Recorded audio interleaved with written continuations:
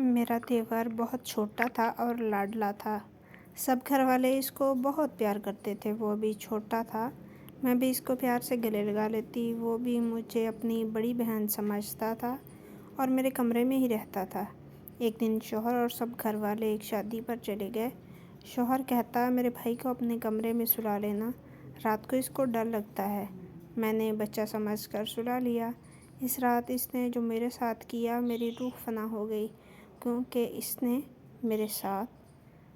میرا نام حسنہ ہے۔ جب میری شادی ہوئی تو مجھے پتہ چلا کہ میرے سسرال میں میرا ایک چھوٹا دیور بھی ہے، جس کی عمر صرف 11 سال ہے۔ مجھے بہت خوشی ہوئی، کیونکہ میں 3 بڑے بھائیوں کی چھوٹی بہن تھی، لیکن میرا کوئی چھوٹا بھائی نہیں تھا۔ اس لیے مجھے ایک چھوٹا بھائی ہمیشہ سے ہی چاہیے تھا۔ میں نے سوچا کہ بھائی تو اب نہیں مل سکتا، پر دیور ہی بھائی کی صورت میں مل گیا ہے۔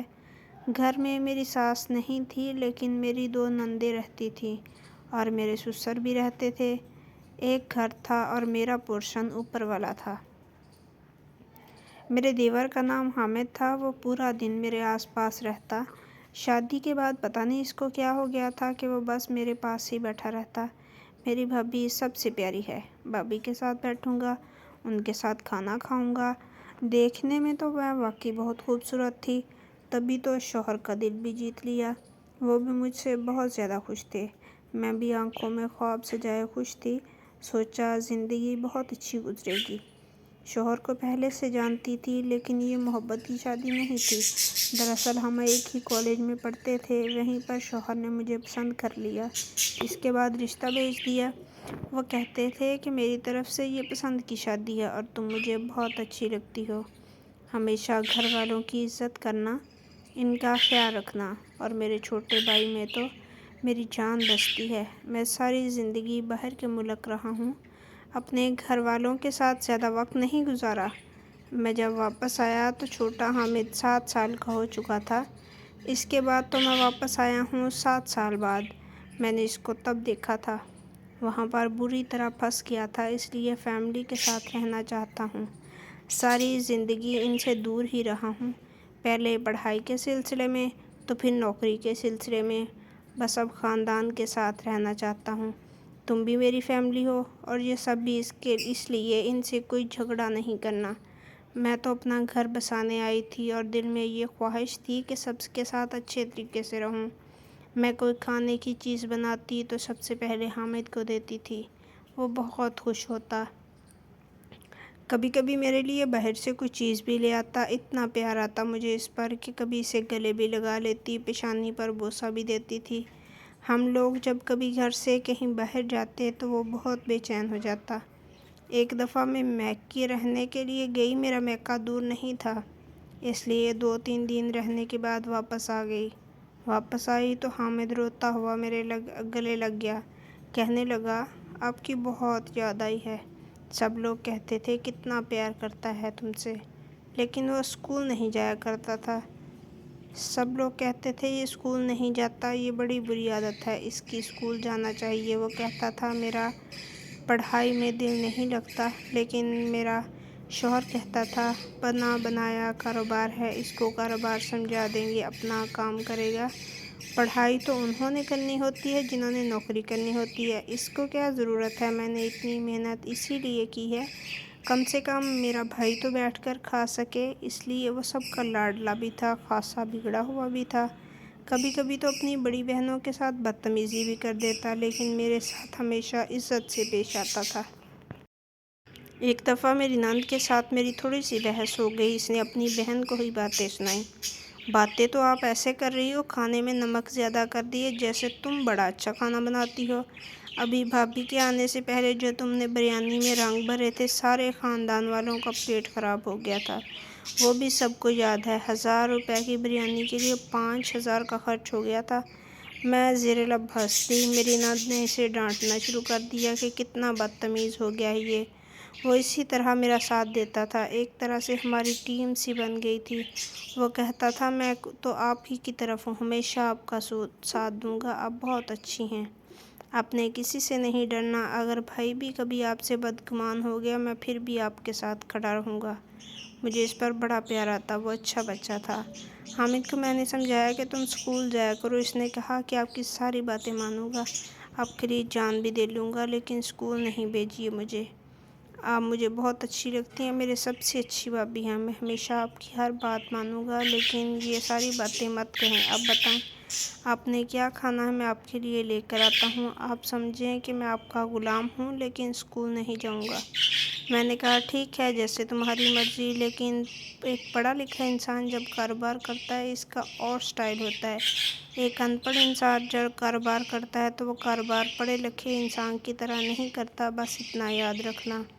ایک دن ایسا ہوا کہ میرا شوہر گھر پہ نہیں تھا۔ ہمارے گھر میں میرے شوہر کا ایک کزن آیا۔ جب اس نے مجھے سلام کیا تو اس نے میرا ہاتھ پکڑنے کی کوشش کی۔ میں نے اپنا ہاتھ پیچھے کھینچ لیا، اس بات کو نظر انداز کر لیا۔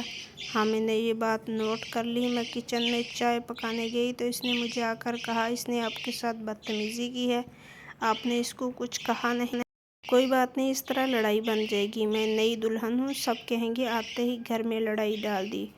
پھر تمہاری بہن کا ہونے والا سسرال بھی ہے، ایسی باتیں نہیں کی جاتی۔ وہ آپ کا ہاتھ پکڑے، آپ چپ کر جائیں، کیونکہ وہ میری بہن کا سسرال ہے۔ یہ کیا بات ہوئی؟ یہ حرکت آپ کو کس نے سکھائی ہے؟ کوئی آپ کو چھیڑے گا تو آپ اسے چھیڑنے دیں گی؟ میں چھوٹے حامد کی باتیں سن کر حیران تھی کہ کس طرح بڑے مردوں کی طرح غیرت کھا رہا ہے اور مجھے بھی سمجھا رہا ہے۔ بات تو اس کی ٹھیک تھی، لیکن بہن بیٹی کا معاملہ تھا، میرے لیے میرے سسرال کا معاملہ تھا۔ یہ بھی تو ہو سکتا ہے اس نے غلطی سے میرا ہاتھ پکڑ لیا ہو، جبکہ میں اچھی طرح سے سمجھتی تھی غلطی نہیں ہوئی تھی۔ وہ شخص مجھے عجیب نظروں سے دیکھ رہا تھا۔ اس کی چائے میں لال مرچ ڈال دی، وہ بھی اتنی زیادہ لال مرچ، صرف ایک گھونٹ پینے سے اس کی حالت غیر ہو گئی۔ مہمانوں کے جانے کے بعد میری نند نے حامد کو بہت مارا، اتنا مارا کہ وہ بچہ روتا ہوا چھت پر چلا گیا۔ کچھ گھنٹے تک وہیں بیٹھا رہا، کھانا بھی نہیں کھا رہا تھا۔ میں چھت پر اسے منانے کے لیے گئی۔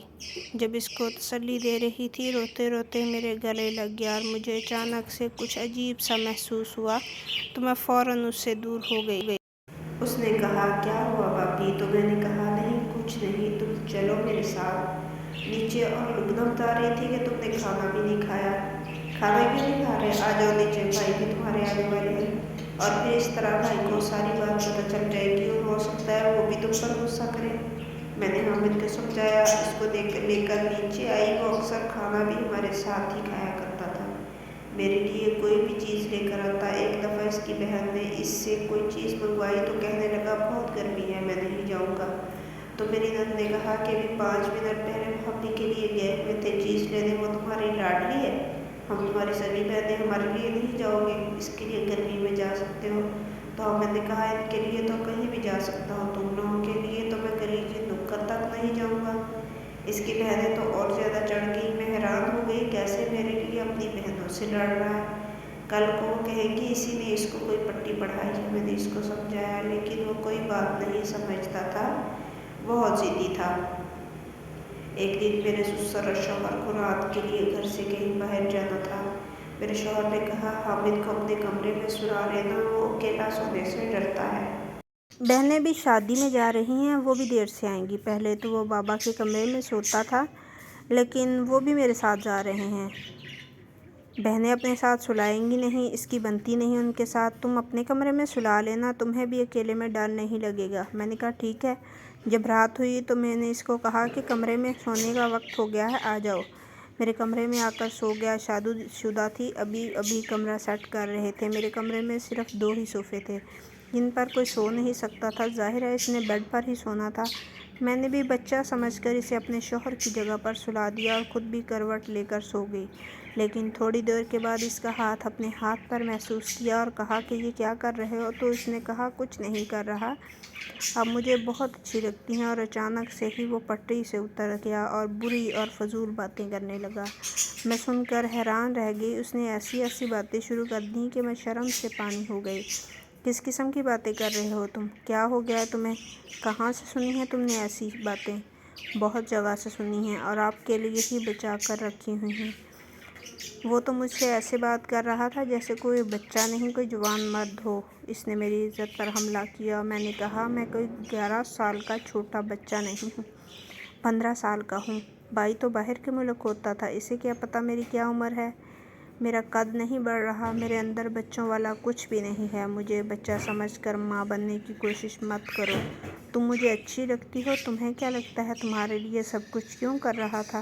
تمہارے لیے اپنی بہنوں سے لڑائی کر رہا تھا، تمہارے لیے دھوپ میں اپنا منہ جلانے کے لیے نکل جاتا تھا کیونکہ تم مجھے اچھی لگتی تھی۔ میں نے کہا تم سے یہ امید نہیں تھی، میں تمہیں اپنا چھوٹا بھائی سمجھا، تم تو بھائی تو کیا انسان کہلانے کے لائق بھی نہیں ہو۔ میں سارے گھر والوں کو بتا دوں گی۔ تو اس نے کہا کہ ہاں بتا دو سارے گھر والوں کو، کوئی بھی تم پر یقین نہیں کرے گا کیونکہ میں کہوں گا کہ تم ہی مجھے ورگلانے کی کوشش کر رہی تھی۔ میں حیران اور پریشان رہ گئی۔ اس نے گلدان اٹھا کر میرے سر پر دے مارا اور میں نیم بے ہوش ہو گئی۔ صبح اٹھی تو میرے سے سب سے قیمتی چیز چھین لی گئی تھی اور مجھے پتہ بھی نہیں تھا کہ اب میں کیا کروں گی۔ میرا شوہر اور سسرال والے واپس آ گئے۔ جب میں اپنی بے گناہی کا شور ڈالنے کی کوشش کی تو اس سے پہلے ہی میرے دیور نے گھر والوں کو سب کچھ بتا دیا تھا۔ اس نے میرے ساتھ یہ سب کرنے کی کوشش کی ہے۔ میرا شوہر مجھ سے بدگمان ہو چکا تھا، سب مجھ پر بری بری باتیں کر رہے تھے اور نندوں کی تو زبان ہی نہیں رک رہی تھی۔ جب میں نے اپنے شوہر سے کہا کہ اس نے یہ سب کچھ کیا ہے، اس دن بھی اس نے مجھے گلے لگایا تھا، تو مجھے ایسے گلے لگا رہا تھا جیسے آپ مجھے گلے لگاتے ہیں۔ میرے شوہر نے میرے منہ پر تھپڑ دے مارا اور کہا کہ ایک تو کسی کے ساتھ منہ کالا کیا ہے میری غیر موجودگی میں، اور اب میرے بھائی پر الزام لگا رہی ہو۔ ارے تم جیسی لڑکیاں ایک مرد کے سہارے نہیں رہ سکتیں۔ خوبصورت ہو نا، اپنی خوبصورتی پر بڑا غرور ہوتا ہے۔ جب آئینہ دیکھتی ہیں تو سوچتی ہیں کہ ایک مرد کے سہارے کیسے رہیں گی۔ یہ خوبصورتی تو باقی مردوں میں بھی بانٹ دینی چاہیے، اور بھی چاہنے والے مل جائیں گے تمہیں۔ جب کوئی اور نہیں ملا تو تم نے میرے چھوٹے بھائی کو استعمال کیا۔ اس بیچارے کے دماغ پر کیا اثر پڑا ہوگا ان باتوں کا، جو اسے پتہ بھی نہیں تھا۔ تم نے اسے وقت سے پہلے جوان کر دیا، اس کی زندگی برباد کر دی۔ تم جیسی عورت کو پتہ نہیں میں نے کیسے اپنے نکاح میں لے لیا۔ تمہیں تو بازار میں بٹھا دینا چاہیے، نکل جاؤ گھر سے۔ میرے شوہر نے بہت بڑی بڑی باتیں کر دیں۔ میں اس کے قدموں میں بیٹھی تھی، لیکن اس کے بعد میں اس کے قدموں سے اٹھ گئی کیونکہ اس نے ہر حد پار کر دی تھی۔ بنا سمجھے، بنا جانے، بنا کسی صفائی کے اس نے وہی بات مان لی جو میرے دیور نے کہی، اور مجھے میرے شوہر نے گھر سے نکال دیا۔ میں اپنے ابو کے گھر چلی گئی۔ ماں باپ بیٹی والے تھے، وہ کیا کر سکتے تھے۔ ان کی اور 5 بیٹیاں تھیں، گھر میں ہی رہنے لگی۔ شوہر تو چھوڑ کر کیا گیا، واپس آیا ہی نہیں، یہاں تک کہ بات کرنے کے لیے بھی نہیں۔ میرے بابا نے کہا کہ بات تو کرو، بیٹھ کر اس بات کا حل نکالتے ہیں، تو شوہر نے کہا کہ آپ اپنی بیٹی کو اپنے پاس ہی رکھیں۔ کچھ دن کے بعد مجھے پتہ چلا کہ میں حاملہ ہوں، لیکن یہ مجھے پتہ ہی نہیں تھا کہ یہ بچہ میرے دیور کا ہے یا میرے شوہر کا۔ میری بہن کو طلاق ہو گئی ہے، اس کا نکاح ہوا تھا، لیکن ان لوگوں نے طلاق دے دی جبکہ وہ ابھی رخصت بھی نہیں ہوئی تھی۔ چھوٹی سیڑھیوں سے گر گئی اور اس کی ہڈی ٹوٹ گئی۔ تم جانتی ہو حامد کے ساتھ کیا ہوا؟ اسے کینسر ہو گیا ہے۔ ڈاکٹروں کا کہنا ہے کہ اگر اسے بچانا ہے تو 1 کروڑ روپے لگے گا۔ تمہیں پتہ ہے ہمارے پاس اتنے پیسے نہیں ہیں، اس کے پاس شاید 1 سال سے زیادہ کا وقت ہے بھی نہیں۔ اس نے سب کچھ بتا دیا ہے کہ وہ تم پر نظر رکھتا تھا اور اس نے تمہارے ساتھ زیادتی کی ہے۔ مجھے معاف کر دو، میں نے تم پر بھروسہ نہیں کیا، تمہیں بہت برا بھلا کہا، اپنے بھائی کی محبت میں اندھا ہو گیا تھا، سمجھتا تھا کہ وہ تو بچہ ہے، لیکن آج کل کوئی بچہ نہیں ہوتا۔ وہ چارپائی پر پڑ گیا ہے، چھوٹا سا بچہ ہے، دن رات روتا رہتا ہے، کہتا ہے کہ میری زندگی برباد ہو گئی کیونکہ میں نے کسی کی زندگی برباد کی ہے۔ میں نے اپنے شوہر سے کہا کہ میں تو وہی ہوں جس کو تم بازار میں بٹھانا چاہتے تھے، آج اپنے گھر واپس لے جانے کے لیے آ گئے ہو۔ میرے شوہر کی آنکھوں میں آنسو تھے۔ اس نے کہا کہ مجھے معاف کر دو، مجھ سے غلطی ہو گئی۔ میں نے کہا اللہ بھی کہتا ہے کہ کوئی فیصلہ کرنے سے پہلے تحقیق کر لو، کم سے کم تم پوچھ تو لیتے مجھ سے۔ تم نے مجھے صفائی پیش کرنے کا بھی موقع نہیں دیا، اور جب میں نے تمہیں فون پر بتایا تھا کہ میں ماں بننے والی ہوں تو کیا کہا تھا تم نے کہ یہ بچہ میرا نہیں ہے، اس کو گرا دو۔ اب اس بچے سمیت میں تمہیں قبول کیسے ہو سکتی ہوں؟ مجھے طلاق نامہ بھیج دینا، اس بچے کی پیدائش کے بعد نہیں تو تم پر خلا کا کیس کرنا پڑے گا، میں نے کہا، اور وہاں سے چلی گئی۔ میرا شوہر پکارتا رہا لیکن میں نے پلٹ کر نہیں دیکھا۔ کتنے زخم لگائے تھے اس نے میرے دل پر۔ جب بھروسہ ہی نہ کرے کوئی آپ پر تو پھر پیچھے کیا رہ جاتا ہے۔ میں اپنے کمرے میں آ گئی اور دروازہ بند کر دیا۔ وہ میرے بابا کے ساتھ کوئی بات کرتا رہا۔ اس کے بعد 3-4 دفعہ گھر آیا۔ میں نے بابا کو کہہ دیا کہ میں اس کے ساتھ نہیں جاؤں گی، یہ میرا آخری فیصلہ ہے، اب لوگوں پر بوجھ نہیں بنوں گی، اپنی اور اپنی اولاد کے لیے خود کچھ کر لوں گی۔ ایسی بات کیوں کرتی، ہم مر گئے ہیں، جیسا تم کہو گی ویسا ہی ہوگا۔ اللہ نے مجھے ایک پیاری سی بیٹی دی، ویسے تو میرا بھی اس معاشرے میں بہت ہی برا حال ہوا تھا، لیکن میں اپنی بیٹی کو بہادر بناؤں گی، یہی سوچ کر اسے دل سے لگا لیا۔ غصے میں تو انسان کچھ بھی کہہ دیتا ہے۔ اگر کچھ بھی کہہ دیتا ہے، غصے میں کہی ہوئی بات کی اہمیت نہیں ہوتی تو دنیا میں جتنے بھی لوگوں کی طلاق ہوتی ہے وہ ساری غصے میں ہی ہوتی ہے، پھر طلاق کو کیوں مان لیا جاتا ہے؟ اگر طلاق غصے میں ہو جاتی ہے تو پھر غصے میں انسان کی بات کو آپ یہ نہیں کہہ سکتے کہ اس نے کہہ دیا تو اس کی کوئی اہمیت نہیں ہے۔ کبھی کسی نے کسی کو پیار سے بھی طلاق دی ہوگی؟ غصے میں طلاق تو قبول ہو جاتی ہے، تو پھر باقی باتیں بھی غصے میں اپنی جگہ ٹھیک ہوتی ہیں۔ مجھے اپنے کیے پر کوئی پچھتاوا نہیں ہے۔ میں نے جو بھی کیا بالکل ٹھیک کیا۔ اگر میں یہ نہ کرتی تو میں اپنے شوہر کو کبھی بھی وہ عزت نہ دے سکتی اور نہ ہی اس سے محبت کرتی۔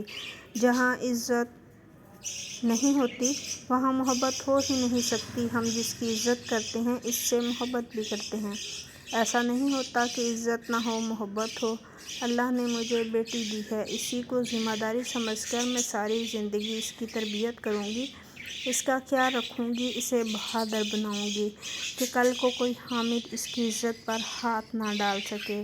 آپ لوگ ضرور بتائیے گا کہ میں نے ٹھیک کیا یا غلط، اور میری بیٹی کے اچھے نصیب کے لیے دعا بھی کیجیے گا۔ میری کہانی سچی ہے۔ اللہ آپ سب کا حامی و ناصر ہو۔ اللہ حافظ۔